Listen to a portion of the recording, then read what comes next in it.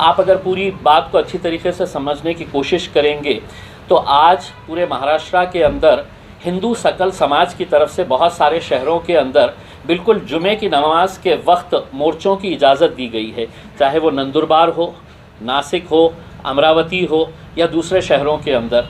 अब नासिक के अंदर ख़बरें आ रही है कि वहाँ पर गड़बड़ हो गई है, यानी कि इससे साफ जाहिर हो रहा है कि एक साजिश के तहत इस मवाली का इस्तेमाल किया गया है कि तुम इस तरह का स्टेटमेंट दो और हम जो हासिल करना चाहते हैं वो इसके ज़रिए हासिल कर सकेंगे हम करके। उसमें यकीनन बहुत ज़्यादा गुस्सा है, क्योंकि हम किसी भी तरह से नबी की शान के अंदर हम गुस्ताखी बर्दाश्त नहीं कर सकते हैं।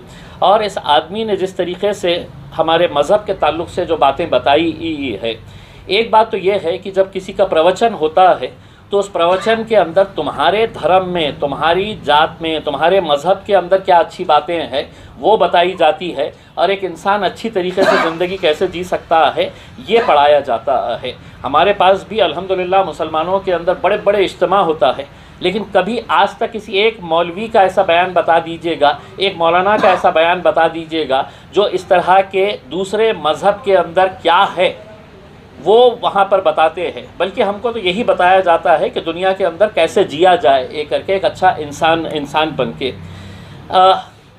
जब ये बात समझ में आ रही है तो हमारी सरकार से, हमारी पुलिस से, हमारी प्रशासन से यही अनुरोध है कि ऐसे तत्वों के ऊपर काबू कर लेना चाहिए, वरना इसके रिपरकशंस जो है वो बहुत ख़राब हो सकते हैं।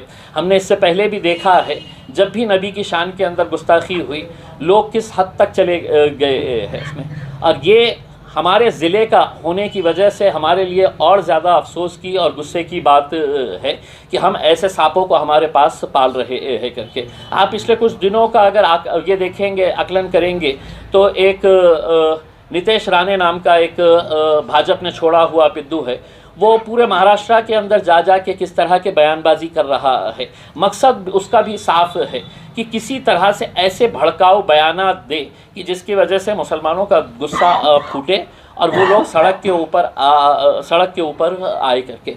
तो ये एक, मैं समझता हूँ कि एक राजनीतिक षड्यंत्र का हिस्सा है और हमें बड़ी समझदारी के साथ काम लेना है। ये वीडियो जैसे ही आया हमने इमीडिएट हमारे पूरे महाराष्ट्र के यूनिट्स को हमने आदेश दिया कि आज हर शहर में, हर ज़िले के अंदर इसके ऊपर एफआईआर रजिस्टर होना चाहिए। हर तालुके के अंदर है तो निवेदन दीजिएगा, एफआईआर रजिस्टर करवाइएगा। इसमें मैंने सुबह उठते ही यहाँ के पुलिस कमिश्नर से बात की।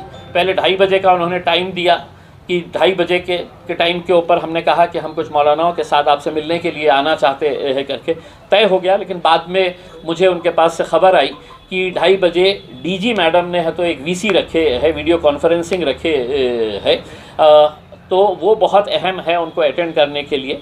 तो वो जैसे ही उनकी वीसी ख़त्म होगी वो हमें टाइम देंगे कि आप आ जाइएगा करके। इन द मीन वाइल हमने पुलिस कमिश्नर के नाम के ऊपर है तो एक निवेदन बना के दिए है और हमारी मांग रखे है, और अकेले मेरी मांग नहीं है, ये हिंदुस्तान के हर मुसलमान की मांग है कि ऐसे गुंडों को जो सिर्फ एक भगवा चोला पहने हुए है, वो कोई स्वामी नहीं हो जाते हैं, वो कोई पुजारी नहीं हो जाते, वो कोई महंत नहीं हो जाते हैं, तो ऐसे मवालियों को जो समाज के अंदर तेढ़ निर्माण करने का काम कर रहे हैं उनके ऊपर सख्त कार्रवाई होनी चाहिए, उन्हें गिरफ़्तार करना चाहिए। और मैं नौजवानों से अपील करना चाहूँगा उसमें कि हमने कार्रवाई करने के लिए पुलिस को भी वक्त देना चाहिए उसमें। और अगर हमें ऐसा लगता है कि ऐसी कार्रवाई नहीं हो रही है तो यकीनन हम नबी के गुस्ताखियों के ख़िलाफ़ हम कोई भी समझौता नहीं करने के लिए तैयार है। उनके ऊपर कार्रवाई होना मतलब होना है। देखिए, लोकसभा के चुनाव के दौरान जब मैं प्रचार के लिए वैजापुर के गांव गया था, वहां पे यही ढोंगी का प्रवचन चल रहा था। मुझे वहां के गांव वालों ने ये बताया कि साहब वो आपसे बहुत प्रभावित है, आप जिस तरह से सभी समाज के लोगों को साथ में लेकर काम करते हैं और आपका वो सत्कार करना चाहते हैं। तो वहीं पे चल रहा था तो गाँव वालों ने पकड़ कर मुझे वहाँ पर लेकर गए और वहाँ पर जाने के बाद उन्होंने मेरे बारे में बड़ी तारीफ़ की। उस वक्त अगर मुझे ये पता रहता था कि ये महाराज के दिमाग के अंदर मेरे नबी के ख़िलाफ़, मेरे प्रॉफिट मोहम्मद के ख़िलाफ़ इस तरह का जहर है, तो शायद मैं उस जगह पर क़दम ही नहीं रखता था उसमें।